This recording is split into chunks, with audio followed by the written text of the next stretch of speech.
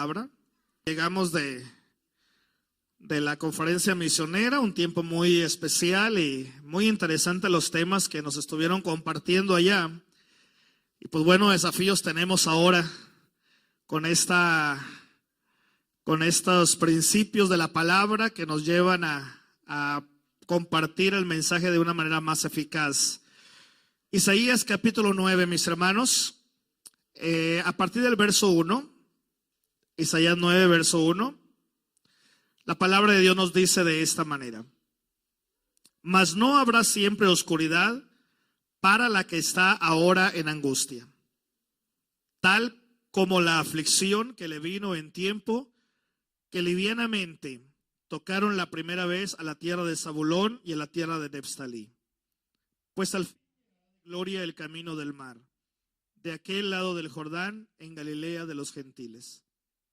El pueblo que andaba en tinieblas vio gran luz.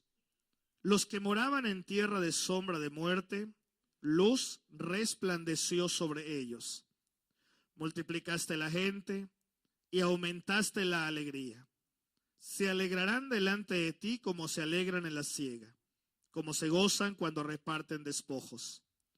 Porque tú quebraste su pesado yugo y la vara de su hombro y el cetro de su opresor, como en el día de Madián. Porque todo calzado que lleva el guerrero en el tumulto de la batalla y todo manto revolcado en sangre serán quemados, pasto del fuego.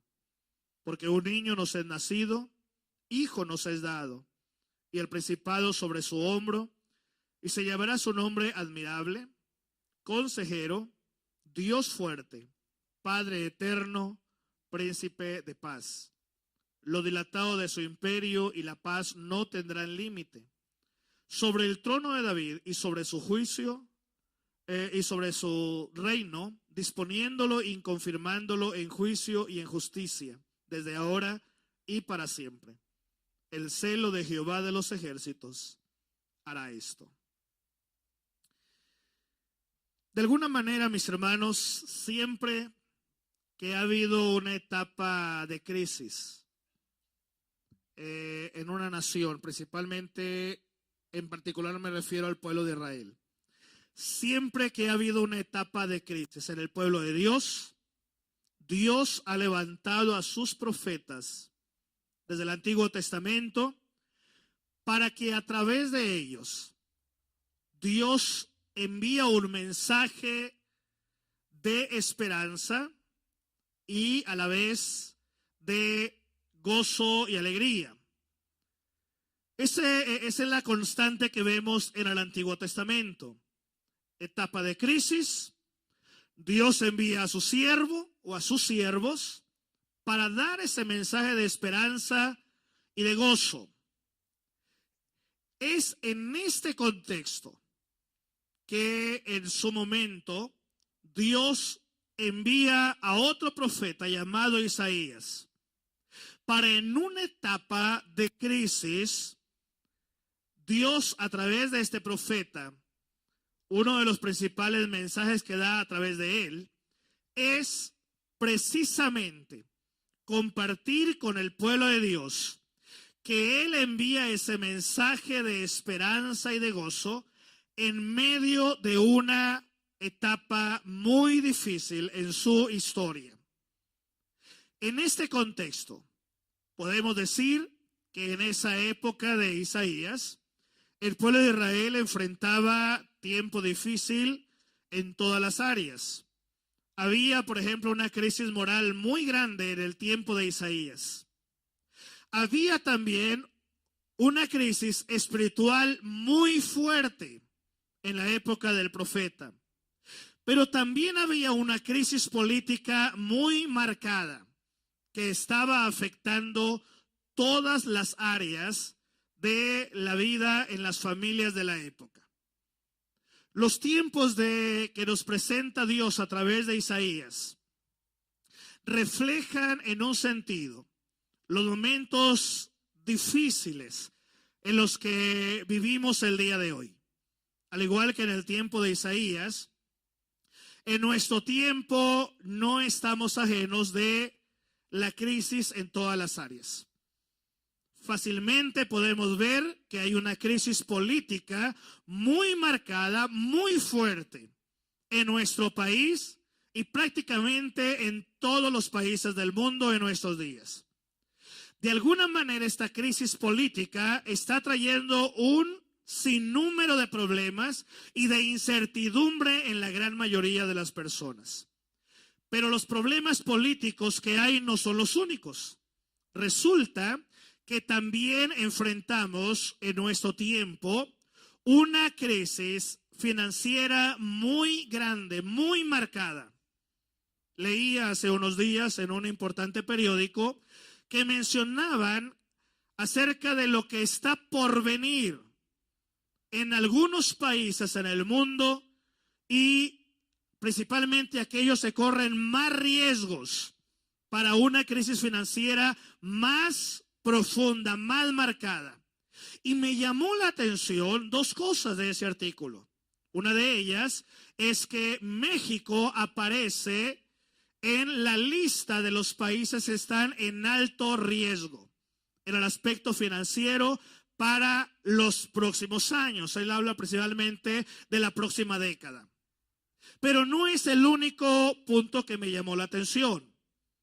Lo otro que me llamó la atención es que según estos expertos financieros hablan de que en México la clase media, que es la gran mayoría en muchas ciudades, se van a convertir en la clase pobre. Aunque sigan trabajando y sigan ganando dinero, el dinero cada vez rendirá menos y las deudas serán más grandes. Hoy en día vivimos una experiencia, muchas familias en este México en el cual vivimos, donde la gente gasta mucho más de lo que realmente gana. Y la gente tiene mucho más deuda de lo que puede pagar. Esto nos habla de una crisis muy grande en el aspecto financiero. Pero también vemos a través de la Biblia y a través de la historia moderna que hay una crisis muy grande en el aspecto religioso. No solo es el aspecto político y financiero, también lo vemos en el aspecto religioso. No importa qué iglesia visites, no importa qué denominación sea, donde quiera que dirijas la mirada, te vas a encontrar que espiritualmente enfrentamos una grave crisis a nivel prácticamente mundial.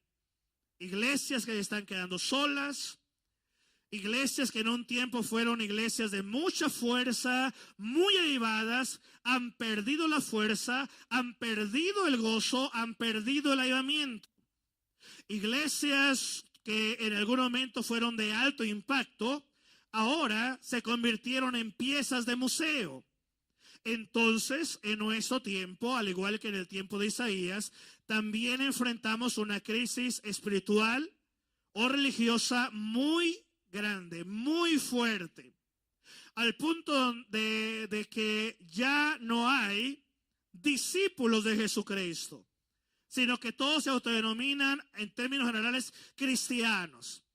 Y en el mensaje que compartía el pastor en Rancho Betania ayer, en el mensaje del cierre del evento misionero, hablaba de algo muy cierto. Tiene mucha más fuerza el ser discípulo de Jesucristo que solamente ser cristiano. Cristiano es un término muy desvirtuado, muy light. Cualquiera puede decir soy cristiano, pero no cualquiera puede decir soy discípulo de Jesucristo. Soy realmente una persona que ama y decidió seguir a Cristo y su enseñanza. Porque el cristiano puede decirlo hasta el que va a una iglesia una vez al año. Pero el discípulo no, el discípulo depende de Cristo totalmente. Entonces vivimos en un tiempo, mi hermano, donde aún en esta área hay una crisis muy grande. Pero también vivimos una crisis muy grande, muy marcada en el aspecto moral. Esto no es nada nuevo. Tampoco es un problema que ha crecido en los últimos días. Es un problema que ha venido creciendo fuertemente en el último siglo. y seguirá creciendo en grande medida. El caso es, mi hermano, mi hermana, que en la época del profeta Isaías, que el pueblo vivía una crisis política, financiera, religiosa y moral, de alguna manera Dios levanta a su siervo llamado Isaías para que traiga un mensaje de esperanza y para que traiga un mensaje de gozo. Porque ni había esperanza ni había gozo en las familias. Era todo lo contrario. En nuestros días sucede exactamente igual. Al igual que pasó en la antigüedad, me refiero al Antiguo Testamento, al igual que sucede en la antigüedad, pero dentro del Nuevo Testamento, también en nuestros días. Siempre que hay crisis en estas 4 áreas tan importantes para el bienestar de la sociedad, siempre que hay crisis en estas áreas, Dios va a levantar a sus siervos para que traigan un mensaje de esperanza y un mensaje de gozo. Ahora, ¿por qué hablo de todo esto? Por las fechas en las que estamos. De alguna manera, mi hermano, ha pasado mucho tiempo desde que fue anunciado el nacimiento de un Salvador llamado Cristo Jesús. Estamos hablando de casi 3,000 años en que se anunció específicamente el nacimiento de Jesús a través del profeta Isaías, en el pasaje que leí hace un momento. Ahora, a pesar de que ha pasado tanto tiempo, debemos reconocer que con el paso de los años, de los siglos, muchas personas en la época del profeta Isaías dudaron del mensaje de él como profeta. No creyeron que Dios enviaría a su Hijo unigénito a esta tierra para que a través de su nacimiento viniese la paz, viniese la tranquilidad y el gozo en el corazón de las personas. Y a pesar de ello, podemos decir, mi hermano, que Dios cumplió su palabra. Porque Dios es así. A pesar de que el ser humano no crea en Él simple y sencillamente seguirá derramando su amor y seguirá derramando su bendición. Aquí la pregunta es, ¿cuál es la actitud de nosotros llamado pueblo de Dios? ¿Cuál debe ser la actitud nuestra ante la etapa de crisis en la que estamos? Debemos reconocer, mi hermano, mi hermana, que hay una grande incertidumbre de qué va a pasar, tanto en Estados Unidos como en México y en otros países, en las primeras semanas del año que viene. Hay una grande incertidumbre. Debemos reconocer que hay una gran incertidumbre en nuestro país de qué va a suceder en el aspecto financiero, en el aspecto político y en todo lo que tiene que ver con los acuerdos internacionales de México con otras naciones. ¿Y cómo nos afectaría eso a nosotros? Y claro que nos va a afectar tremendamente en todas las áreas. Entonces, ¿cuál debe ser nuestra actitud? ¿Qué debemos hacer tú y yo como hijos e hijas de Dios en una etapa de crisis? ¿Será válido encerrarme en las 4 paredes del templo y cantar alabanzas y orar y pedirle a Dios que haga milagros? ¿O debo de ir más allá? ¿Será válido el cruzarme de brazos y ahí se le echa a la sociedad con que yo crea en Dios y Dios me provee a mí los frijoles y las papas para comer, a ver qué hace el resto de la sociedad? ¿Será válido realmente eso? De alguna manera, mi hermano, en el tiempo de Isaías, Dios envió un mensaje glorioso a través de un siervo consagrado. ¿Para qué? Para que diera un mensaje de esperanza y de gozo en medio de una grande crisis en todas las áreas. Después de miles de años podemos comprobar que la palabra dada por Dios al profeta Isaías, ahí en el capítulo 9, se cumplió al pie de la letra. El testimonio de ello lo vemos en los evangelios. Son el cumplimiento de la profecía dada por Isaías. Cuando Cristo nace en aquel pesebre. Y de alguna manera, mi hermano, el Mesías prometido nació y vivió entre los seres humanos para traer salvación, para traer bendición y para traer gozo. Podemos decir que Dios cumplió su palabra y no abandonó a su pueblo, porque Él es fiel. Y esto me encanta del carácter de Dios, que a pesar de mi infidelidad, Él sigue siendo fiel. A pesar de a veces nuestra falta de interés en Él, Él sigue siendo fiel. A pesar de que nuestro estado de ánimo a veces es como la montaña rusa, que andamos arriba y a veces andamos bien abajo, Dios sigue siendo fiel. Y los evangelios y todo el Nuevo Testamento son testimonio de esa fidelidad maravillosa de Dios. De que Él no abandona a su pueblo bajo ninguna circunstancia. Y mi hermano, esa es nuestra grande esperanza. La esperanza de que nuestro Dios no me dejará. La esperanza de que nuestro Dios estará con nosotros todos los días. Platicando ayer con uno de los misioneros norteamericanos, allá en el evento de misiones, él me comentaba algo muy interesante. Me dice: Joel, no sé qué va a pasar en nuestro país en los próximos días, pero sí tengo claro una cosa, que mientras Dios esté con nosotros, tenemos la tranquilidad de que Él hará grandes cosas. Mi hermano, ¿cuál es la postura nuestra? Cuando hay crisis en nuestro hogar, ¿cuál es nuestra postura? ¿Tomamos la postura que nos lleva a confiar en la fidelidad de Dios? Porque realmente Él te ha demostrado con creces que ha cumplido su palabra en la historia, pero también ha cumplido su palabra en su pueblo y te ha cumplido su palabra a ti. De alguna manera, mi hermano, hoy podemos decir que a pesar de que nuestra nación está en crisis, en todas las áreas, tenemos la garantía de que el Dios fiel y verdadero sigue derramando amor y misericordia sobre cada ser humano en nuestra nación y nos incluye a nosotros.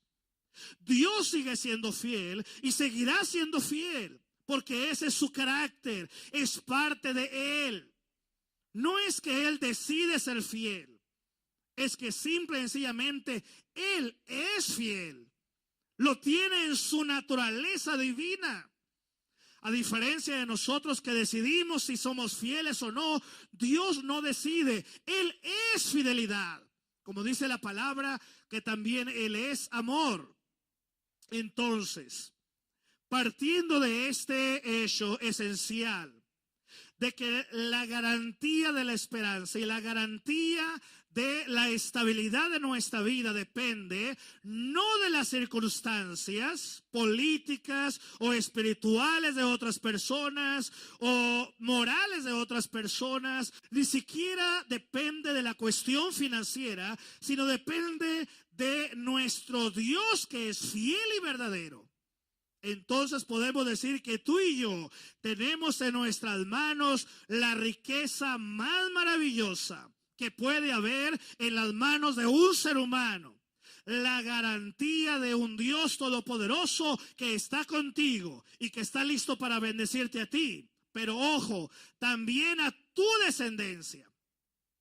Hay algo muy importante que debemos entender en esta época, mi hermano. Por alguna razón, a Dios le ha placido permitir que en fechas como estas, el ser humano recuerde el nacimiento de Jesucristo. ¿Por qué a Dios le ha placido? Porque para Dios es bien importante que a lo menos, si no todos los días, a lo menos en una época del año, el ser humano, cristiano o no cristiano, se dé cuenta que en el Señor, hablando de Cristo Jesús, hay la esperanza de una vida nueva. Y mi hermano, eso es la esencia de lo que celebramos como hijo de Dios. Que un día el Señor cumplió su palabra, envió a su Hijo amado para que naciera en un pesebre y posteriormente muriera en la cruz, para que a través de él, tú y yo y todas nuestras generaciones sean salvos de la ira venidera. Para que tú y yo entendamos que nuestra vida está en las manos de Él y no en las manos de un pueblo que ni ama a Dios y ni sirve a Dios, sino que realmente nuestra vida y nuestra familia está en las manos del Dios Todopoderoso. En nuestros días, esta celebración, mi hermano, se ha convertido en una celebración religiosa más. Como si no hubiera muchas. Hay infinidad de celebraciones religiosas. Bueno, en nuestros días este tiempo se ha convertido en una más de miles de celebraciones que hay en el mundo. Y esto ha llevado, mi hermano, a que la gente solamente se ha acostumbrado a celebrarla, pero sin entender realmente la razón de ser del nacimiento de Jesucristo. ¿Quiénes han sacado más provecho de esta celebración? Tristemente, los comerciantes, que ni aman a Dios, muchos de ellos, y ni sirven a Dios. Pero ven esta fecha, mi hermano, como la grande oportunidad de llenar sus arcas de dinero. Pero ¿dónde está la iglesia? Todo mundo ha sacado provecho del nombre de Jesucristo, pero la que no ha sacado provecho o no ha sabido sacar provecho es la iglesia. Y no me refiero a lo financiero, me refiero al mensaje esencial. ¿Quién es Jesucristo? Entonces, mi hermano, es increíble que hasta los no creyentes de Jesús, de alguna manera, en estas fechas buscan, aunque sea una migaja del mensaje de Dios en ese tiempo. Una característica de algunas iglesias, principalmente ya hablando del sur del estado y en otras partes de la república, es que en las fechas de Navidad, mi hermano, a diferencia de nosotros aquí en la frontera, nuestra cultura aquí en la frontera es muy diferente. Debo reconocer que yo he batallado para poder entender muchas cosas y para poderme adaptar a muchas costumbres. Porque la manera de pensar es muy distinta en cada sector del país. Bueno, religiosamente hablando, hay lugares en algunos sectores de nuestro país donde en estas fechas las iglesias se preparan. Por ejemplo, si tienen un templo de más o menos unas 100 personas, pero solo se congregan 20 o 30, ellos saben que en estas fechas los templos se van a llenar. Ya lo saben. Y es interesante que lleguen las fechas navideñas, hermanos, y la gran mayoría de la gente que asiste a la iglesia no son cristianos.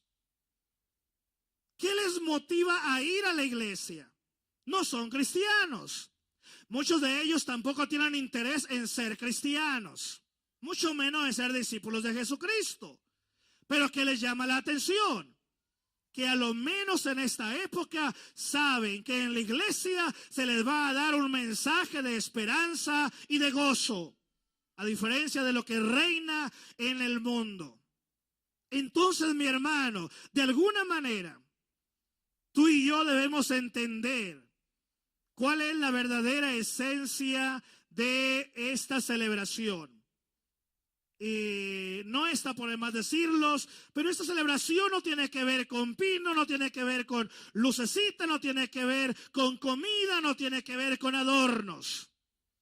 Tiene que ver con el hecho de saber y reconocer que Dios cumplió su palabra como el Dios fiel que es, que la dio a través del profeta Isaías, que dijo: llegará el día que iba a nacer en la ciudad de David un niño, el cual sería admirable, consejero, Dios fuerte, Padre eterno, príncipe de paz.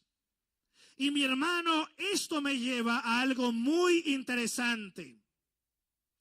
Al igual que Dios levantó a Isaías en su tiempo, en una época de crisis, para dar un mensaje de esperanza y de gozo, y que en nuestros días vivimos una etapa similar, podemos decir que ahora todos nosotros somos profetas de Dios, que Dios nos está levantando para que demos en esta época de crisis un mensaje de amor, un mensaje de esperanza, un mensaje de gozo.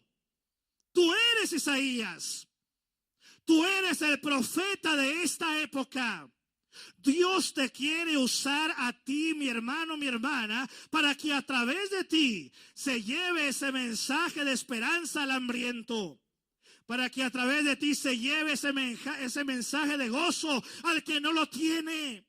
Para que a través de ti llegue el mensaje que viene directamente del trono de Dios a aquel que vive en aflicción, aquel que sufre en grande manera y que no tiene esperanza, pero que tú sí la tienes.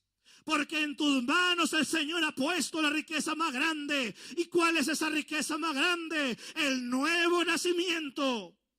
Tú eres ese mensajero en la era moderna. Tú debes ser ese profeta Isaías, un hombre y una mujer que se consagra a Dios y que está listo para decir: Señor, he visto tu gloria, he escuchado tu voz y aquí estoy listo para ir a donde tú me envíes. Hoy en día, mi hermano, no se trata solo de comer y comer y comer. No se trata solo de ir a la tienda y comprar regalos. Se trata de que compartas la esperanza más grande que el hombre necesita y que Dios la puso en tus manos. Hoy en día, mi hermano, se requiere que la iglesia realmente sea iglesia de Jesucristo. Y no un club donde se alaba a Dios, sino sea una iglesia que demuestra que es discípula de Cristo. Una iglesia que requiere, hermano, meterse a la barca y lanzarse en la barca en medio del mar, sin importar la tormenta, sabiendo que quien lo llama es Jesucristo, el Hijo de Dios. Hoy en día se requiere de una iglesia, hermano, hermana, que realmente sea y demuestre ser discípula de Cristo. Una iglesia que ora, una iglesia que lee la palabra, una iglesia que alaba y glorifica al nombre del Señor. Hoy en día se requiere una iglesia que sea iglesia del libro llamado la Biblia y no del YouTube, no de la internet, sino del verdadero libro que es la esencia de la palabra de Dios. Cambia, mi hermano, por favor. Deja a un lado la tecnología por un rato, que siendo realistas está dominada mayormente por el diablo más que por el Señor, y deja que sea la palabra la que llegue a tu corazón. Deja que sea la palabra la que hable a través de ti. ¿Por qué hay tanta crisis religiosa? Porque los que se supone son discípulos de Cristo dejaron de seguir a Cristo y empezaron a seguir al hombre, a los predicadores, mas no están siguiendo a Cristo.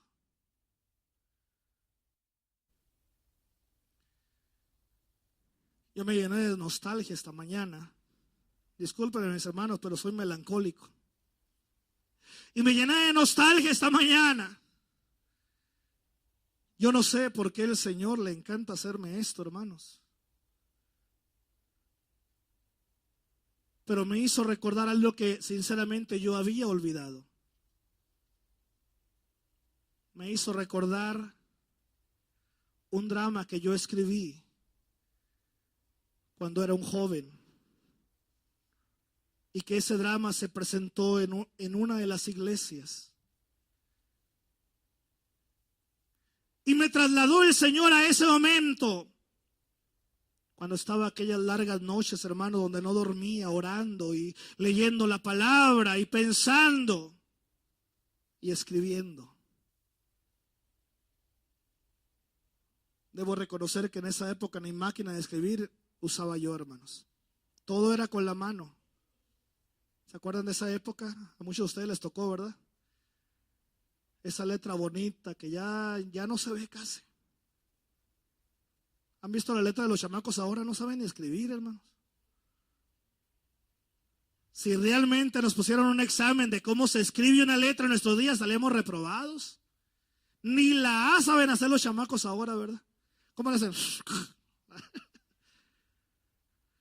El caso es, mi hermano, que Dios me trasladó a ese momento y me hizo recordar aquel drama. Y debo reconocer que no sé ni dónde quedó ese escrito. El caso es, mi hermano, que a través de ese recuerdo Dios me hizo pensar en algo. Joel, yo te di una riqueza, ¿y qué hiciste con esa riqueza? ¿A quién se la compartiste? Dios puso en tus manos una riqueza muy grande, mi hermano. El mensaje más glorioso de esperanza y de gozo. ¿Te has puesto a pensar cuántas personas en este momento tienen problemas mucho más grandes de los que tú tienes? ¿Te has puesto a pensar en cuántas personas en este momento ni siquiera tienen, siendo sinceros, una cobija con la cual taparse para el frío? Y nosotros, hermano, hasta nos damos gusto de ponernos una cada domingo diferente, ¿no? Mira, hermano. Y otros ni siquiera tienen algo con qué cobijarse. La iglesia debe de despertar. La iglesia debe ser iglesia. La iglesia, mi hermano, no es un club social. La iglesia es un grupo de creyentes que aman y sirven a Dios. Y lo hacen con todo su corazón. La iglesia es la que se quita la ropa para darle al que no tiene. La iglesia es la que se despoja de lo poco que tiene o lo mucho que tiene para darle al que no tiene, al que tiene menos. ¿Se han puesto a pensar cómo era realmente la vida de los profetas en el Antiguo Testamento? Muchos de ellos, mis hermanos, ni siquiera tenían comida para comer. Eran pobres entre los pobres. Pero su espíritu estaba lleno de riqueza. Amaban a Dios. Servían a Dios con todo su ser. Siempre debemos reconocer, mi hermano, mi hermana, que alrededor nuestro Dios va a poner, te des o no te des cuenta, Dios va a poner personas que necesitan escuchar de tus labios el mensaje de esperanza y el mensaje de gozo. Siempre ahí están a un lado. A veces no nos damos cuenta, pero ahí están. Yo les voy a decir una cosa, hermanos. Como iglesia, prácticamente cada semana, como iglesia, la iglesia está dando apoyos económicos de los diezmos que ustedes dan y las ofrendas que ustedes dan a necesidades de personas y de instituciones que tanto lo necesitan. No tenemos que andar haciendo alarde, solo lo comento para que se den cuenta. La iglesia debe de aprender a dar. ¿O no dice la Biblia que más bienaventurado es dar que recibir? La iglesia tiene que aprender, mi hermano, a extender la mano para darle al que no tiene. ¿O no hizo eso Cristo con nosotros?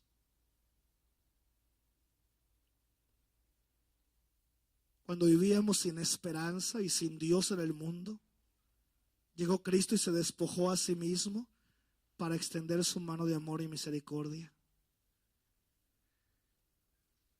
Tú eres Isaías. Tú eres la persona que Dios ha estado preparando para este tiempo, para esta época de crisis, para esta época de grande incertidumbre en todas las áreas, donde predomina la extorsión, donde predomina el abuso, donde predomina el odio y la violencia. Dios ha levantado un pueblo celoso de buenas obras.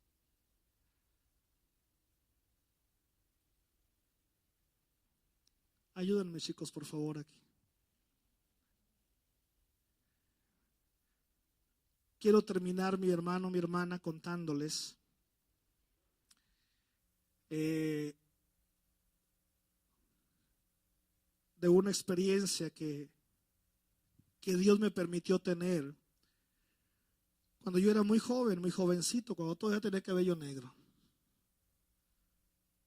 Y era flaco entre los flacos, hermanos. Imagínense, me acuerdo y lloro, hermano. ¿Qué me pasó?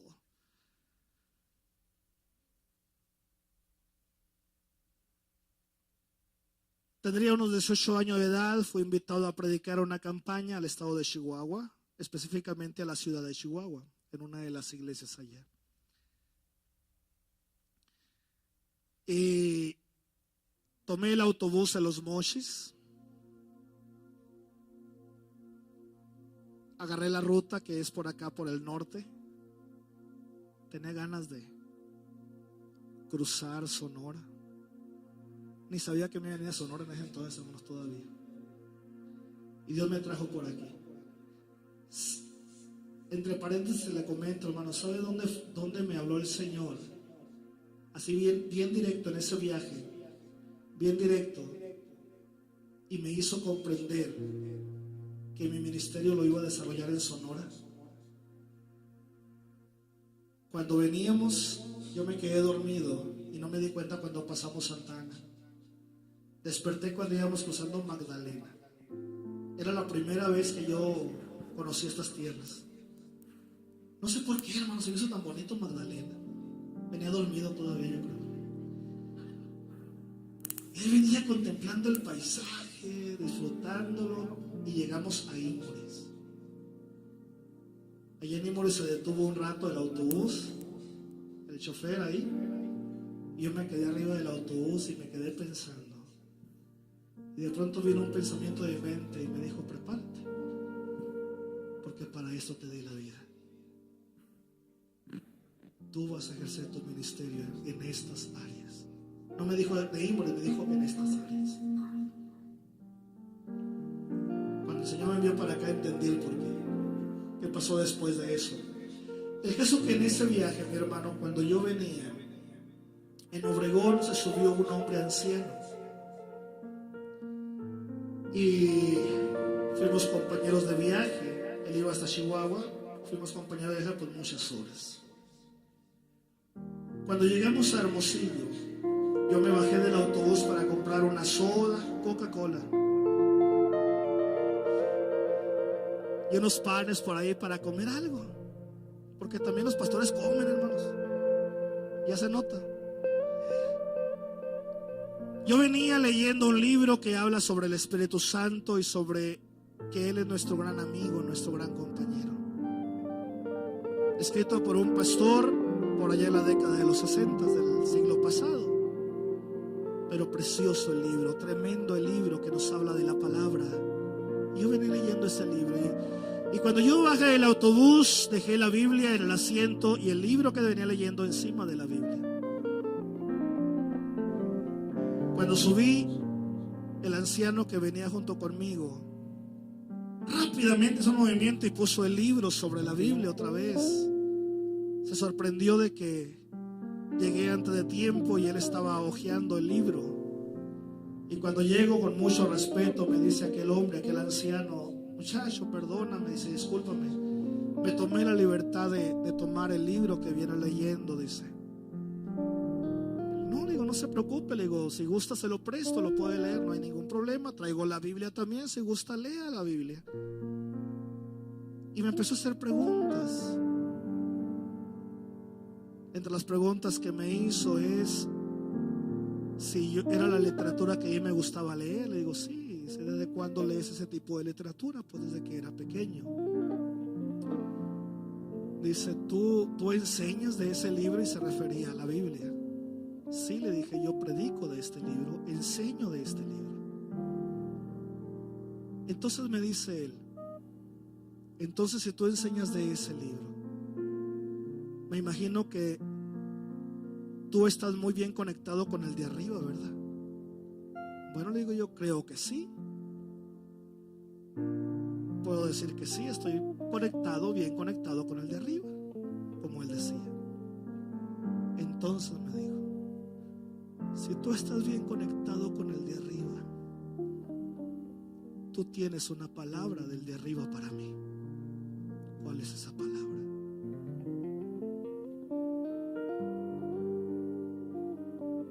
Entonces yo saqué el pasaje de Juan 3:16, que es muy conocido, y le leí ese pasaje a aquel anciano, porque de tal manera amó Dios al mundo, que ha dado a su Hijo unigénito, para que todo aquel que en él cree no se pierda, mas tenga vida eterna.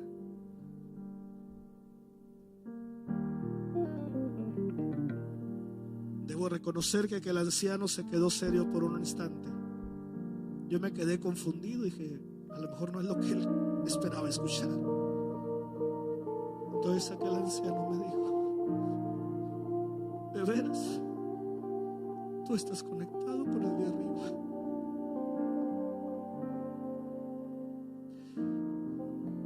Esa palabra es la que yo necesitaba, dice. Era un anciano muy bien vestido, traía un saco muy bonito.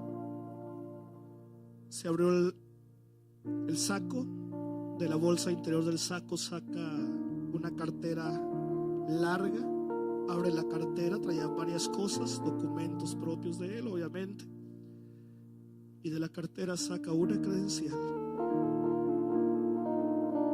y me la enseñó. Ahora te voy a decir quién soy yo, me dice.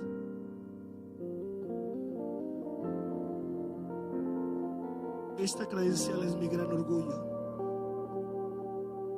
Por esta credencial, me dijo, por este documento lo sacrifiqué todo,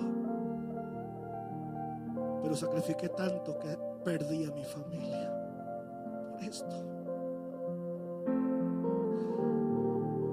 Por esto vengo en este autobús, porque la única esperanza que tengo de recuperar a mi único hijo que me queda con vida es que él se dé cuenta de que realmente estoy arrepentido. Quiero que llegando a donde voy y mi hijo me recoja, me vea bajar de un autobús y que él piense, mi papá de veras se humilló.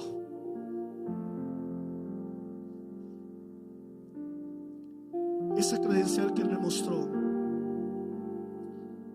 era la evidencia que en su momento el presidente de la República, no recuerdo quién fue, el presidente de la República le otorgó a él como el primer piloto aviador reconocido mexicano. Fue el primer piloto en México de origen mexicano con su licencia de piloto. Fue el primer aviador mexicano, en pocas palabras. Dijo, por esto luché, pero por esto perdí todo. Esa palabra, me dijo, que tú me diste, me hace tener la esperanza de que voy a recuperar a mi hijo. Seguimos platicando, el viaje fue largo. Y Dios me enseñó algo bien importante en ese momento, en esa conversación con aquel anciano.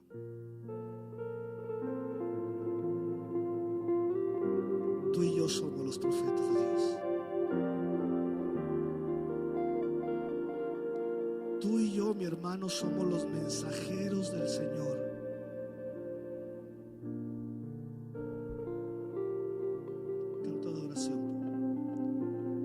y yo tenemos mucho que compartir, mi hermano. Todo lo que Dios ha hecho con nosotros. Cada quien tiene su propia experiencia, ¿verdad? Tenemos nuestra historia todos. Historias buenas, historias no buenas. Pero ahora Dios nos ha traído y nos ha dado una riqueza maravillosa y la puso en nuestras manos. Tú y yo, mi hermano, tenemos mucho que compartir. Si uso el lenguaje de aquel anciano, pudiéramos decir que por ser hijos de Dios estamos conectados con el de arriba. Y si estamos conectados con el de arriba, entonces tenemos un mensaje del de arriba para los que están alrededor de nosotros, los que no tienen esperanza, los que no tienen gozo.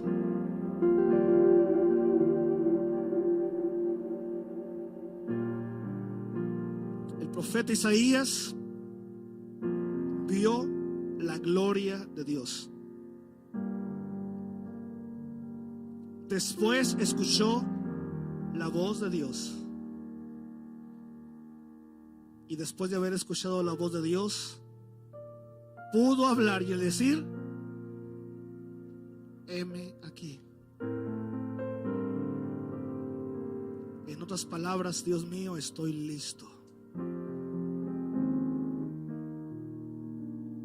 para que hables a través de mí.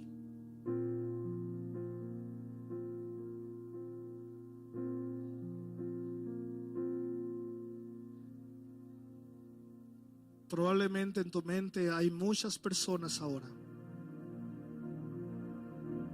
Me pongo a pensar en los que están en la cárcel ahorita que yo conozco.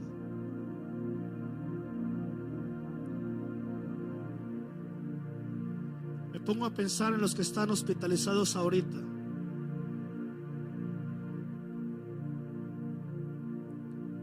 ¿Cuántos de nosotros haciendo planes, verdad? Voy a comer pavo, voy a comer tamales. ¿Y cuántos están pensando, y no tengo para comprar ¿cómo le llaman la bolsita esa para los que tienen problemas de riñones, diálisis, ¿cómo es? Ni siquiera para eso tienen. Ni siquiera para un medicamento. La iglesia tiene que ser iglesia.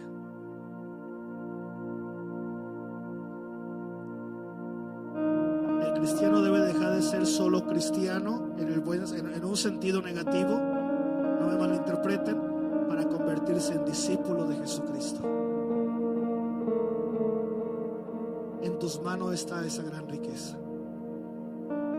¿Qué ha puesto Dios en tus manos?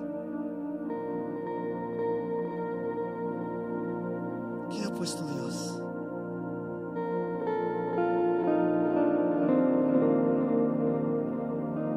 Póngase de pie, mis hermanos.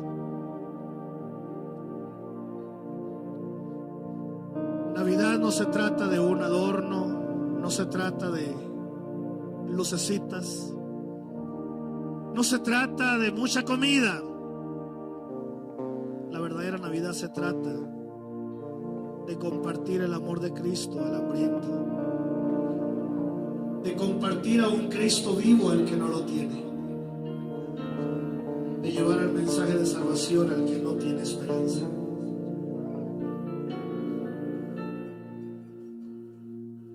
Entonces, mi hermano, en esta tarde ya podemos gozarnos en el Señor y decir: Señor, gracias porque a pesar de mi pasado, tú me hiciste un siervo tuyo. ¿Te has puesto a pensar en eso? A pesar de mi experiencia amarga de la vida, tú has hecho de mí un profeta para proclamar las verdades del que me llamó de la luz, de las tinieblas a la luz, perdón. Tú has hecho de mí un siervo, una sierva, para llevar un mensaje de poder y de autoridad a aquel que está afligido, a aquel que no tiene esperanza. Porque a pesar de mi pasado y de los pecados que había en mi pasado, tú me perdonaste y me diste vida nueva. Para que ahora a través de mis labios y a través de mis manos se transmite el mensaje glorioso de esperanza y de gozo a aquel que no lo tiene. Mi hermano, la oportunidad que tenemos de demostrar esto, sin duda, es cada día. No tienes que saber una mano lo que hace otra. No tienes que pregonarlo a voz en cuello. Fíjate, hermano, que hice esto. No tienes que hacerlo, además, no debes hacerlo. Porque entonces ya no sería en amor, sería en orgullo, sería en vanidad. Sería para buscar la aprobación del hombre, más no la de Dios. Tienes que hacerlo en secreto, porque al hacerlo en secreto, Dios te recompensa en público. Y no habla del público aquí en la tierra, habla de las bodas del Cordero en la eternidad, cuando llegue el Hijo de Dios y ponga la corona de justicia en tu ser y de testimonio de que eres un discípulo de Jesucristo, porque recibiste a Cristo, el Hijo de Dios, en tu corazón, porque te arrepentiste de todo pecado, pero también después de arrepentir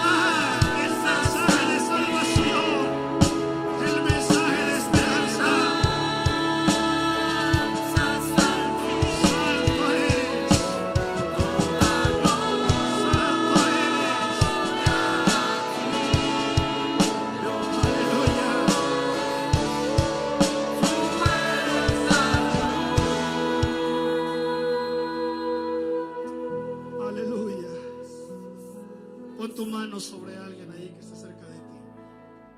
Tómalo de la mano, pon tu mano en su hombro. Y juntos, en un mismo espíritu, juntos entonamos este cántico, mis hermanos. Empieza a entonar este cántico. Ahí, tómalos de la mano, tómalos del hombro. Como un solo cuerpo. Aleluya, Señor. Del pecado rescata,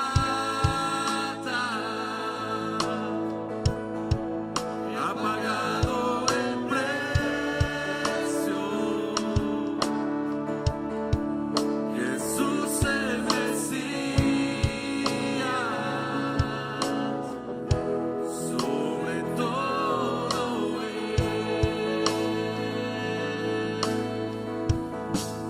Jesús el Mesías, nombre sobre todo, Cordero bendito, Emmanuel,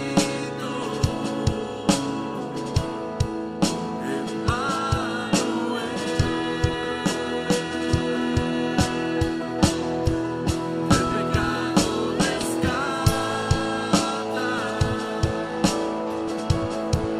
ha pagado el precio.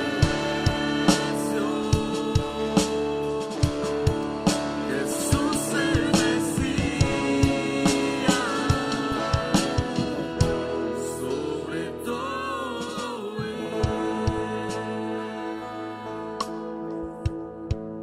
Jesús el Mesías. Levantar tus manos al Señor y cantarle a Él. Hombre sobre todo, Mientras que vienen los niños, vamos a cantar al Señor. Cordero Señor, más que una tradición, te queremos dar las gracias a ti, Padre, por enviar a tu Hijo Jesús a nuestras vidas. Y no es que sea el niño Dios, es que cuando los magos vieron esa estrella resplandeciendo en el cielo, se dieron cuenta que el Salvador que había sido anunciado había nacido. Y entonces ellos fueron en pos de ti a buscarte cuando tú eras un recién nacido, Jesús. Y cuando te encontraron en el pesebre, se arrodillaron delante de ti y empezaron a adorarte. Y empezaron a decir palabras de adoración, porque por fin venía alguien, un mediador entre Dios y el hombre, el que vino a irrumpir en el cielo y en la tierra, y vino a ser capaz de poder conectarnos con el Padre, la puerta al cielo, el camino, la verdad y la vida. Jesús, gracias por no escatimar ser Dios. Gracias por ser obediente hasta la muerte de cruz. Y gracias por venir el rescate de mi vida. Gracias porque eres tú la luz del mundo. Eres tú la salvación de nuestras almas. Por eso estamos aquí reunidos, adorándote a ti, Señor, y reconociendo que eres nuestro Salvador, la luz del mundo, Dios. Jesús el Mesías, nombre sobre todo, Cordero Cordero bendito, Cordero